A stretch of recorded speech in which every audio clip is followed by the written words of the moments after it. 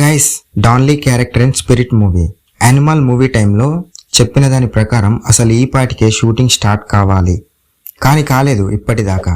Spirit script కథ pre production వర్కుల మీద ఎలాంటి అప్డేట్లు రాలేదు. స్పిరిట్ గురించి ఏదైనా చిన్న అప్డేట్ వచ్చినా సరే మనల గురించి తెలిసిందే కదా, వెంటనే రూమర్స్ క్రియేట్ చేస్తారు, ట్రోల్స్ క్రియేట్ చేస్తారు. వాటన్నిటికీ కొంచెం కూడా టైం ఇవ్వకుండా సోషల్ మీడియాలో ట్రెండింగ్ గా మార్చేస్తారు.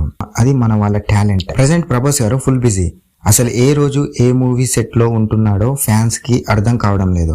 స్పిరిట్ లో విలన్ ఎవరు, అలాగే స్పిరిట్ ను కొరియన్ భాషలో రిలీజ్ చేస్తారన్న సంగతి తెలిసిందే. రిలీజ్ చేస్తారంట గైస్. మరి అందుకోసమేనేమో విలన్ డాన్లీని స్పిరిట్ లో తీసుకుంటారేమో అనే విషయం కూడా ట్రెండింగ్ గా మారింది. అలాగే డాన్లీ రీసెంట్ గా ప్రభాస్ గారి మూవీ ఉంది సలార్, ఈ మూవీని తన ఇన్స్టా స్టోరీలో పెట్టుకున్నాడు అనమాట.